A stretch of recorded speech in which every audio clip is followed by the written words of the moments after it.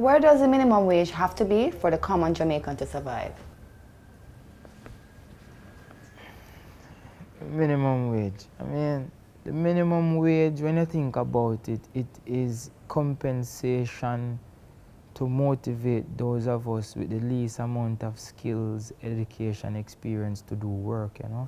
So it is normally paid to people in low-skill jobs like a man who does security work or a housekeeper or a gardener or a man who does a particular packet bags at the supermarket, these type of jobs. Fundamentally, when you look across Jamaican economy, a significant portion of the workers earn less than 1.5 million a year, which is less than 10,000 US dollars per year.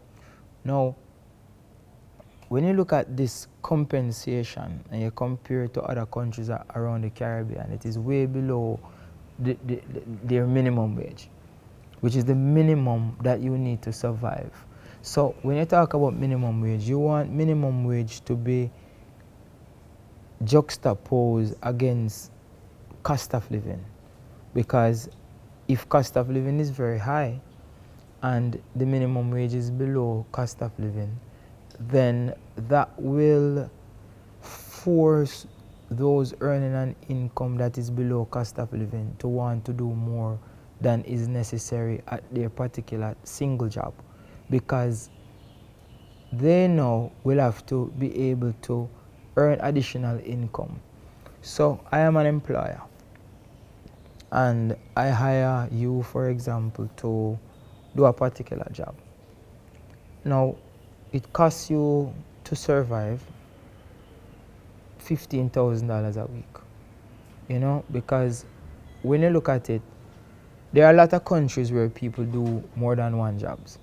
But at the same time, when you're an employer, you would like whoever you hire to focus on the job that you have given them, because you want that job to be done with the highest amount of efficiency.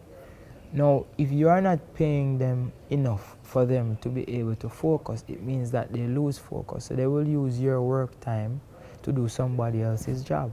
And as a result, the output that you are expecting from them will not go to your business, but will go to somebody else's business. And these are the things that we want to mitigate when we are talking about the productivity of firms, especially in Jamaica, because what we have realized is that a lot of the firms in Jamaica, across government and also in the private sector, when they hire more people, they become less productive, many of them. When they hire more people above a particular threshold, they become less productive.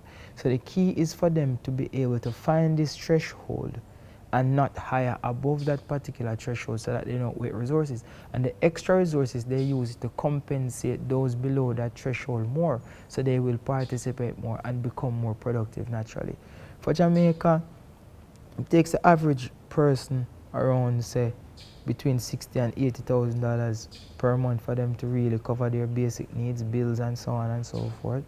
So a minimum wage that we want to look at probably would be, say, anywhere between $15,000 per week. That's like $100 US.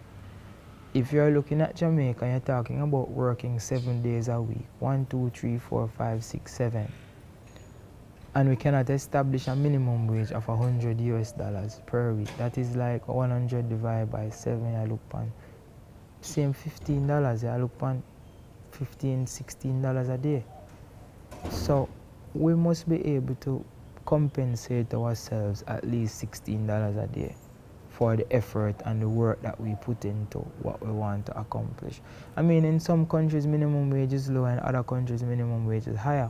But when you are trying to achieve a particular objective of improving the level of productivity of your workers, then you need a minimum compensation that will allow them to do so. Well, let me hear you say mountain.